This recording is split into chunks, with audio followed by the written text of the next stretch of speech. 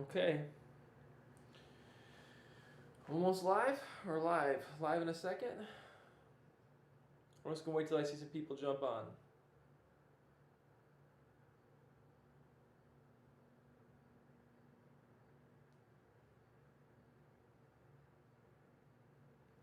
We're live. How's everyone doing tonight? Good? Give me a second, guys.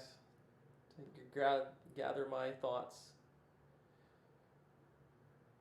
Hey, Kelly, how are you? Good to see you on here. Polly, as always, it's a pleasure, Polly. Sorry we don't see you in person so much anymore. Hi, everybody. How are you? It's Nate McMurray, U.S. congressional candidate, coming at you tonight to say hello and to get you all pumped up and excited for the big Democratic National Convention. How can I say this? It's going to be a crazy 2 months. It's crazy. It's going to be intense. The president said today that the only way he can win, or excuse me, the only way he can lose is if the election is rigged. What does that mean? That means he's not going to accept the results of the election. We know he's trying to attack the post office. I want to thank Nikki Calhoun, Michelle Schoeneman, and others who are organizing protests against Jacobs at his offices because he hasn't said a word about this post office issue. And we know from the special election what it was like to actually gather these ballots. And I'm going to have the deputy campaign manager, Austin, on in a second to talk about what it was like to actually gather the ballots and how difficult it was and what we went through. Hey, Christopher, how are you? Good to see you on here. Michael, you're on here. Good to talk to you, Michael. So we're going to talk about those issues. So let's bring Austin on right now. Can we do that? Is that possible? Is he available? Hey, Carl. Torrin, are we able to do that?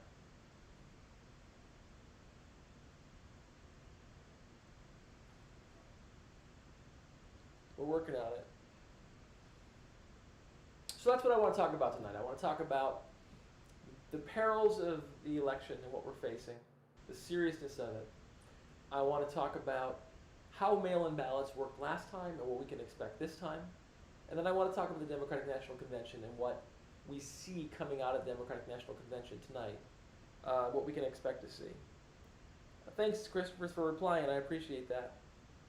So, Austin's on the screen now. Austin, can you wave to the people at home? Austin, can you hear me? Hey everybody. You can hear me. Okay, good. So Austin, you heard what the president said today, right? The only way he can lose if the election is rigged. So what he's doing is he's sowing seeds of doubt into our electoral process, saying that it cannot be legitimate. Um, and he's been attacking the post office for a long time, but it's been incredibly fast the last week. They're removing sorting machines. Yesterday, or the day before rather, we had an event. It was called the Light of Democracy March, and as sometimes these events go, a lot of people came to see us. Can we put up some pictures, Torrin? Is that possible? If we can, it's okay. Well, a lot of people came. It was exciting to be there, but we got rained out pretty fast. There was a big here. Wow, Torrin, amazing. We had the president of the letter carriers union there, David Grosskopf, and he spoke. We had some other activists. I was on for a second, and we moved quickly because lightning came, and we couldn't be out there. Safety first. I didn't want anyone getting hurt, and it was pretty bad lightning. Austin, what did you think of that storm? I mean, the biggest thing was I checked the You, weather Austin. on the way to the event. Maybe It said Torrin no can. rain, Torrin, can you hear him? but unfortunately, I mean, I think we could have toughed it out if it was just just a little rain. Kelly, but like you said, that lightning. I appreciate that. Lori, Harry, thanks for coming on. Caroline, thanks for coming on. Yeah, we had some people come out from all across the region. We had people from Dansville. We had people from Monroe County, Canandaigua, Ontario County. They all came to Buffalo, and we had lights, candles. We were going to march with the candles, and it rained like, I mean, it was scary. It was like biblical. This storm was massive. So I told people, go home. We'll have more opportunities to meet together. But I do appreciate everyone who came, and I'm grateful for your social distancing. We thought about reorganizing it possibly, maybe having it again some other time, but we thought it was, we'll have other opportunities. We're going to do town halls and other things. It was, part of me wanted to march in the rain anyway, but I thought it was not a best idea. I didn't want to be responsible for anybody getting hurt. So we didn't do it. But David Groskopf talked. I wish David was on the line tonight, but he's a busy man. And David talked about how terrible the situation is at the post office. Austin, are you there? I hear you now. Mm-hmm. Austin, can you talk about the post office issue for a second? Yeah, I mean, basically we have an institution that has been around since the founding of our country. I'll talk about it. So essentially what's happening is the post office is being shut down. So the question is, why? And the answer is simple. They want to block ballots. Austin, I think I can hear you now. Go ahead, Austin. Can you hear me now? I can hear you. You go ahead. All right. Yeah, I mean, we have an institution here which has been around since the founding of our country. It is specifically noted in the Constitution that a post office may be put together by Congress for the United States, right? We have an institution that has lasted the entirety of our union, and now we have a president who has thrown everything else in the trash, and now he's made the USPS his latest target, and it's frankly disconcerting. But also. But Austin, what was it like? You were in charge of chasing down absentee ballots last time, and right. What was that like for you? I mean, at that point, you know, we were already seeing, I think, the cracks.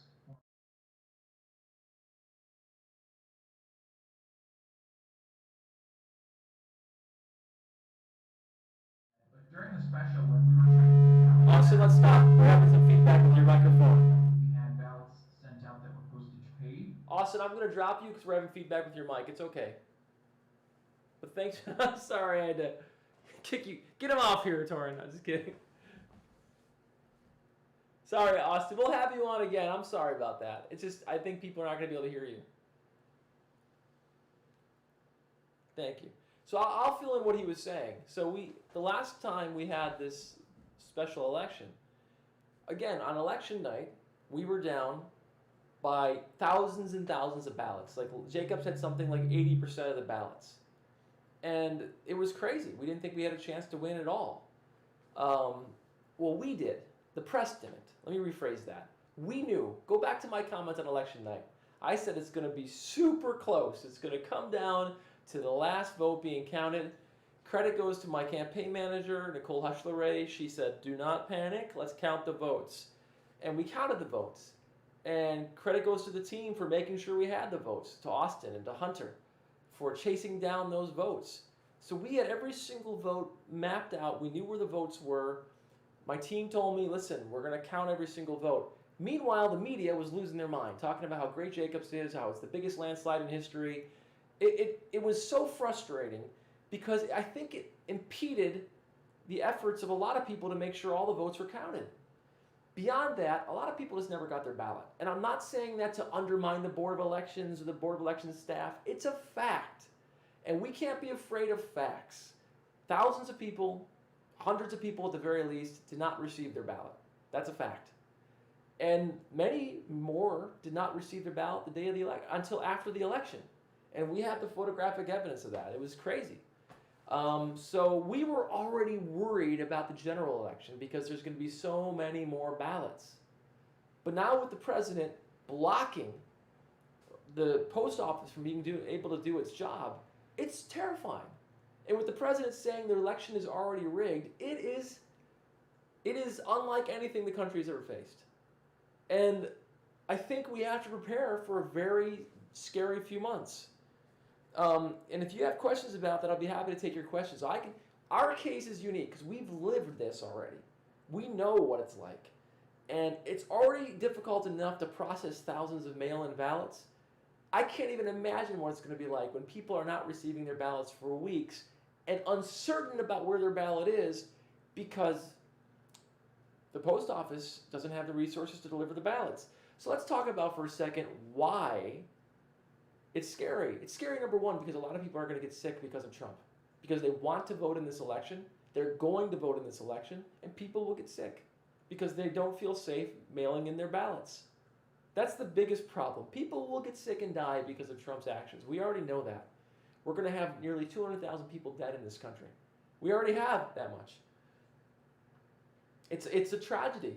It's something that we're living in right now. We are living in an attack on our democracy and a historical tragedy right now. Sometimes when you're in the middle of something, you don't realize how bad it is until it's over or almost over.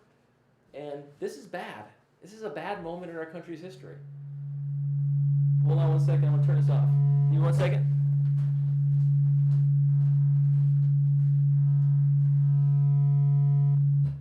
There you go.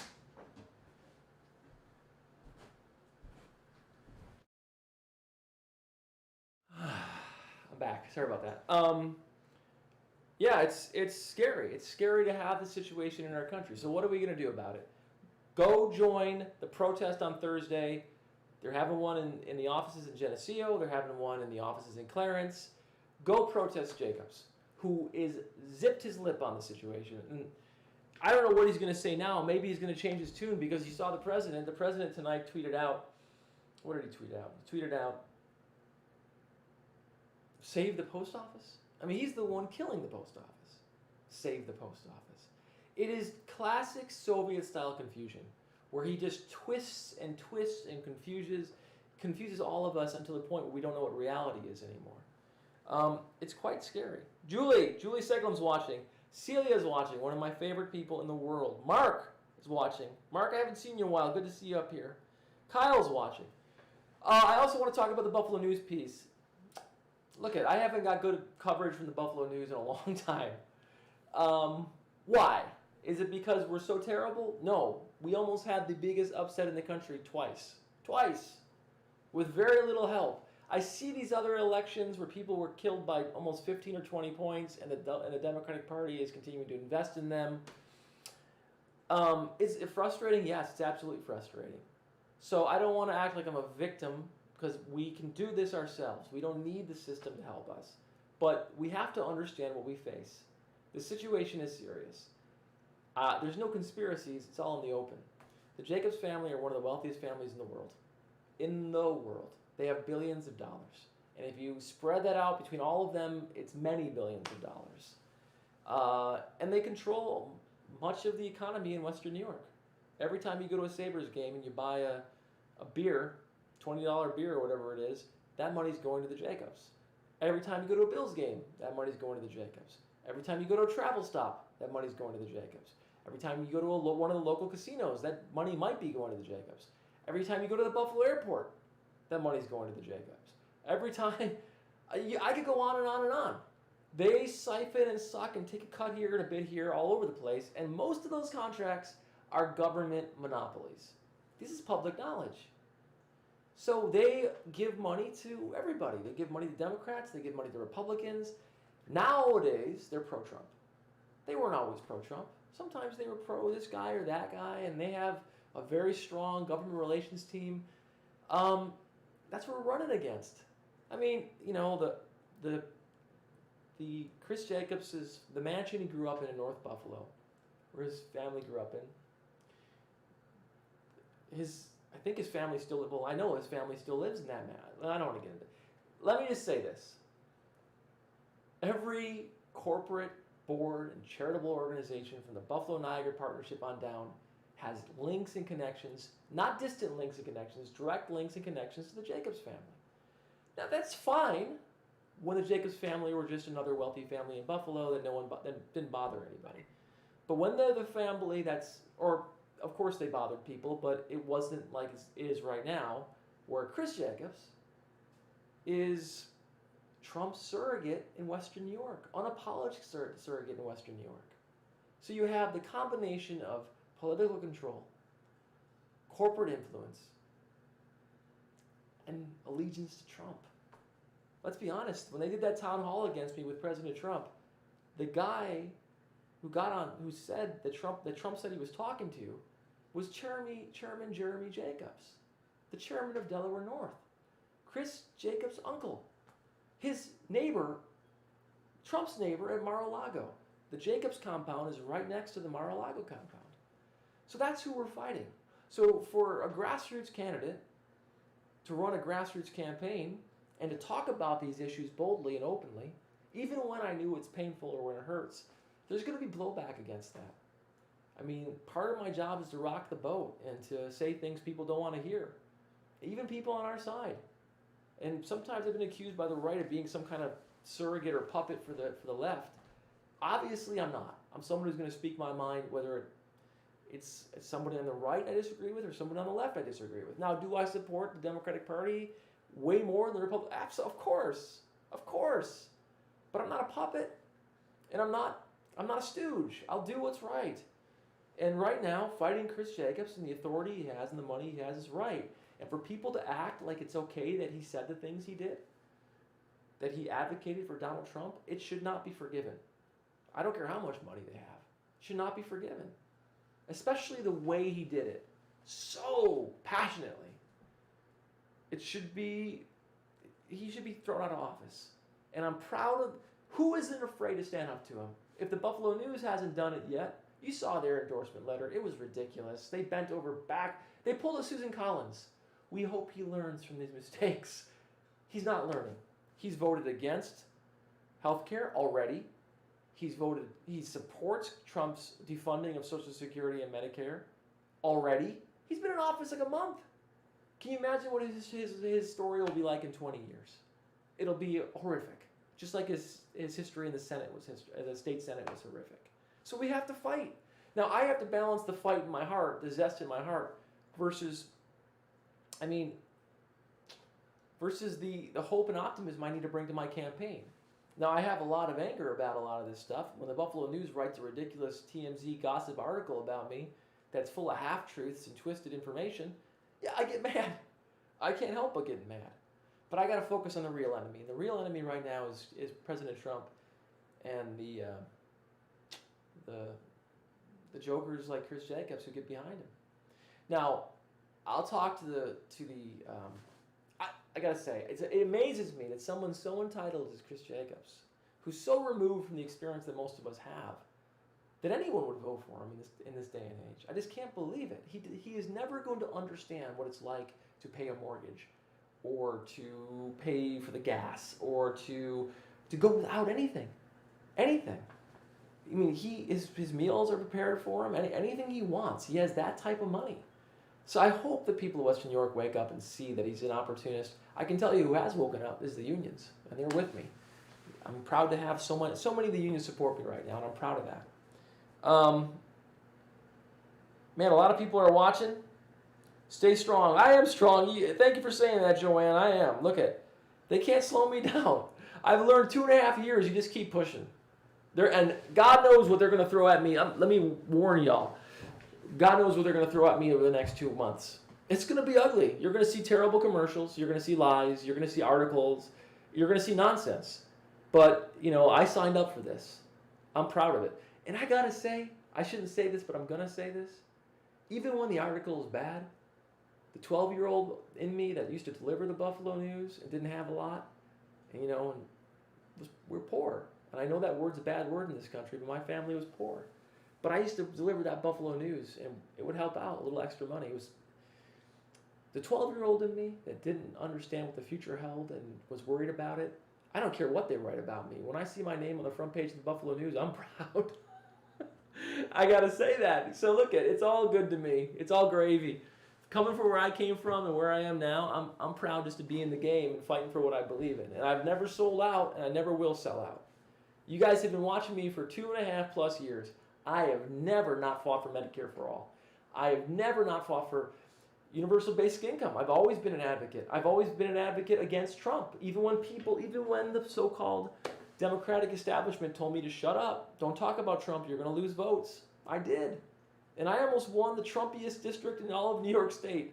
And we're going to win in November because enough people see me for being sincere. Enough people see me for being who I am. And they know that I'm not a fake. So I'm ready to go. Let's go to Washington. Okay. Thank you, man. Thank you, Kelly, for saying that. You don't have to believe their lies. It's ridiculous. Let's talk about.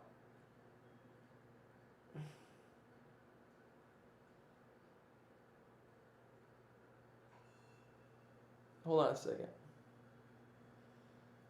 Let's see who's on the Let me talk about who's on the Democratic, the DNC tonight. DNC Speaker Guide.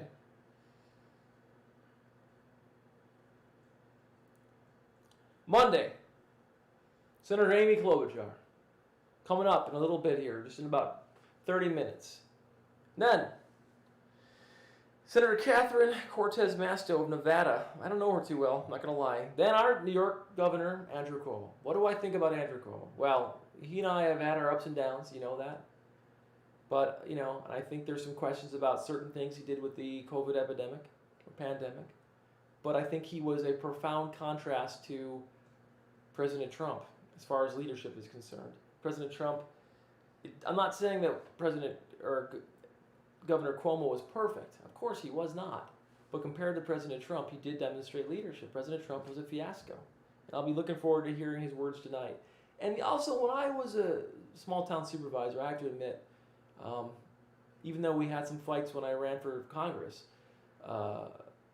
Governor Cuomo was good to our town. And I admit to that. And I recognize and I thank him for it. Then we have Governor Gretchen Whitmer. That should be pretty darn interesting. I'd love to hear what she has to say. Then Jim Clyburn of South Carolina. That'd be great. Then Bernie Thompson of Mississippi, DNC chairman. Then Gwen Moore of Wisconsin. I don't know Gwen that much, but maybe I should. Then Doug Jones of Alabama. And then Bernie Sanders finishes out the night before First Lady Michelle Obama. I'm happy to see First Lady Michelle Obama. I think all of us are proud to see her, and I'm also going to be proud to see Bernie Sanders. And I say unashamedly, Bernie Sanders fired me up for progressive politics. He did. And I'm glad that he's out there. I'm glad of what...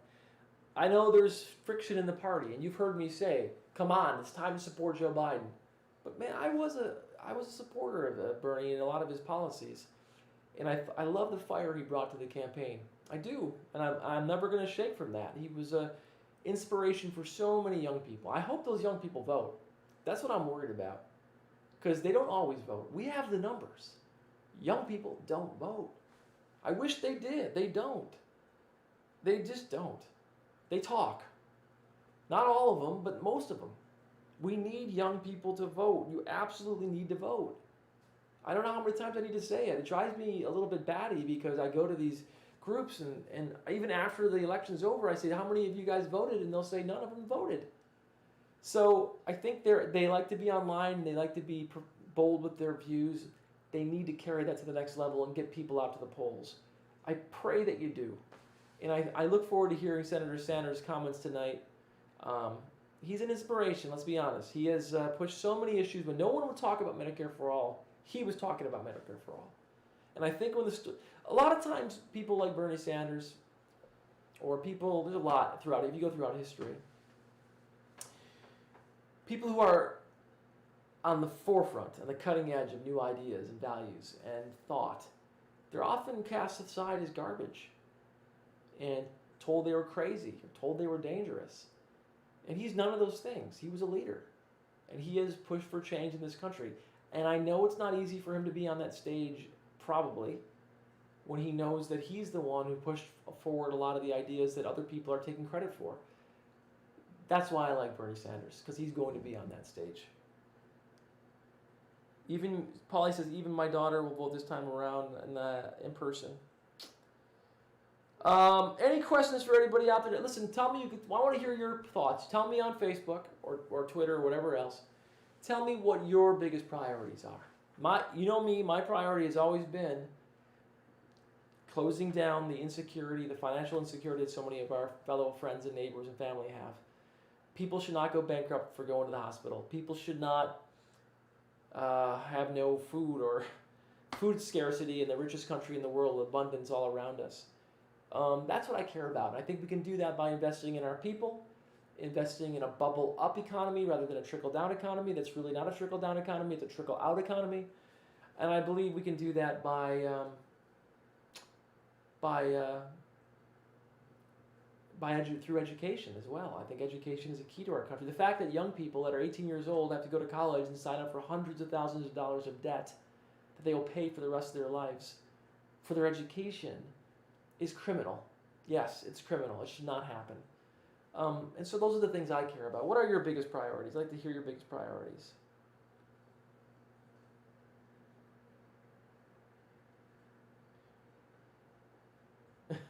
Leah, you're right. Young people have not in the past, historically, but I hope they will on November 3rd.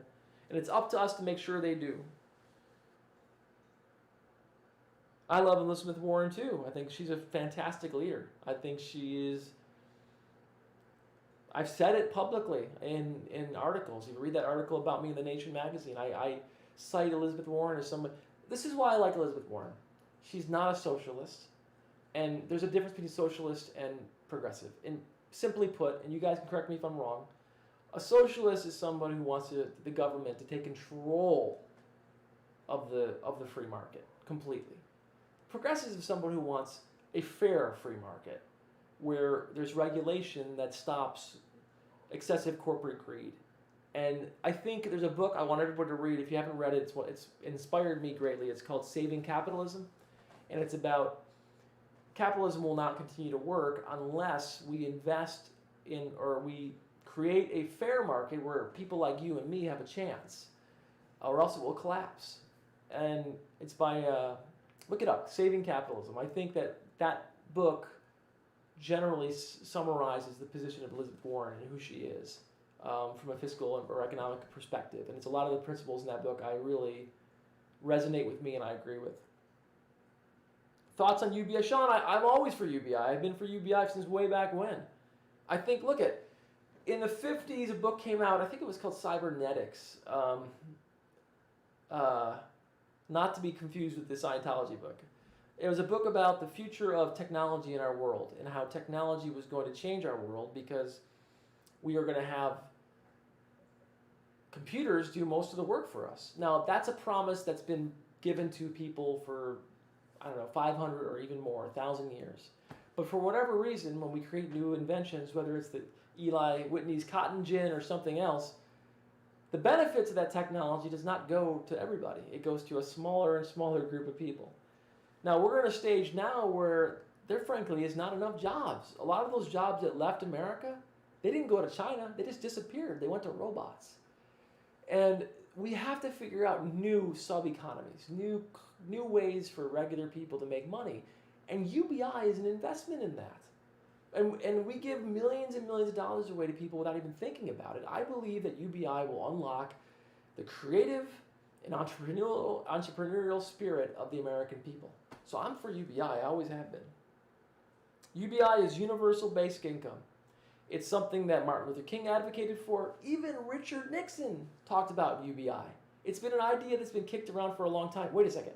Even Thomas Paine, the founding father, talked about universal basic income. It's been an idea that's been a part of American rhetoric and dialogue since the beginning. But for whatever reason, we're afraid to commit to it. Andrew Yang popularized it in the last few years, but it's something I've always believed in. It's about how it's executed. I think we need to discuss how it's executed so it doesn't undermine other very important programs like Social Security, but it's something I believe in. No worries, Linda. Linda, I'm so grateful to you, Linda. I'm so grateful to all your support. Everything you do is noticed not just by me, but my entire team. I'm proud to know you. I'm proud to be associated with you, and just you're an inspiration to us. Any other ideas people want to talk about? I want to hear what your thoughts are, what you care about. The more you tell me, the stronger I get.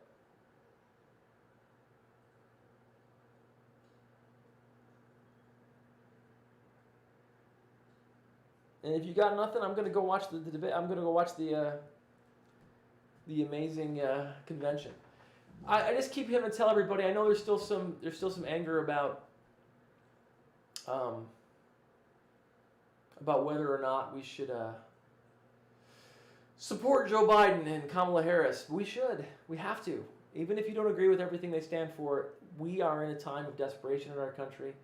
It appears in every single way that President Trump is going to try to steal the election. And we need you. And you know, we need you to vote. We need you to organize. We need you to get out there. And I'm going to keep talking about it for the next 2 months. And if I lose fair and square, you won't be seeing me for a while. Listen, I'm tired. I've been working very, very hard for a long time. If I win, God, I will go to Washington. I'll be more fierce than ever. I really will. I will use that platform. You will know that you have a congressman in Washington that has your back. You will see it from day one. I promise you, you will not regret it. You will not regret your vote for me. I will not let it happen. I will use every ounce of my soul and my energy to fight for Western New York because I care about it. I really do. I care about every inch of it. I care about the land, the history, the people. It's my soul. One of my greatest fears is I lose, and I because I need to find a job, I have to go somewhere else. I'm going to be honest about it. It's because I love it so much here, and I know we're in a desperate time in our country, and God, I don't want to leave even for a minute. I love it here. I love swimming in the lake and the river. I love going for hikes at Letchworth. I like going down to Allegheny.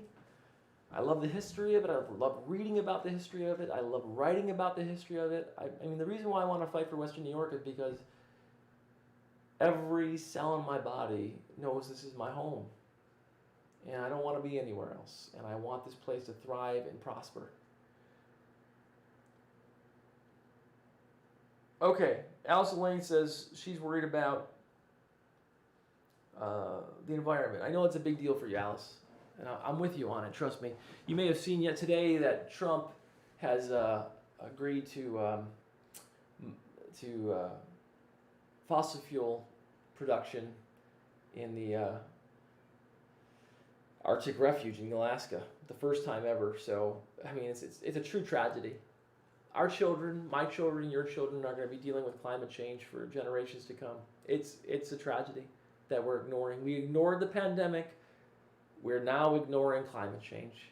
And climate change will be much worse. More people will die. It'll be the potential of destroying the planet. And, you know, you can laugh at that, just like people were too stupid to laugh at the coronavirus. But that's what's coming. In January, when I talked about the coronavirus on Twitter and Facebook, people sent me nasty messages saying I was crazy and I was dangerous and I was... Here we are again. I'm telling you, coronavirus is a terrible thing that's going to devastate even more people because we're not taking it seriously. But because we continue to ignore climate change, God knows what's in store for us as a people, as a nation, and as a planet. Oh, Kelly, I hope it's a DC too. I really do. It's in my heart. I'll tell you that right now. Well, listen, I'm going to stop because I want to go watch this, and I thank you all for watching. Guys, if you can support, I know this is the thing. If you're watching Joe Biden tonight, you're getting excited, you can contribute to Joe Biden, but I got to ask, maybe you can send me $5 too. We need to fund this election, and we still don't have even nearly enough money to be on the television the way we need to be. I told you they're going to write terrible articles about us. They're going to write terrible commercials about us. And if we don't have a way to punch back, he gets away with it. We got to have a way to be on the air and talk about what we care about. So your money goes a long way here. And I always say it, this is the birthplace of Trumpism, whether we like it or not. Because the first congressman to support Donald Trump was from here, Chris Collins, the first one. Now we have the strongest supporter of Trump in Congress, which is Chris Jacobs. And then we have people like Michael Caputo, Carl Balladino. These people came from here. So in many ways, this is unfortunately the birthplace of Trumpism. And we need to fight it. And if we win here, it's a message, not just for NY27, but for the entire country. And I keep saying it because it's true. So if you can donate, please donate whatever you can. We need your help. And we're a long way out. Well, thank you, everybody. I'll see you soon. Enjoy the convention. I'll talk to you in a few days about get out the vote efforts and our kickoff, okay? Thanks, everybody.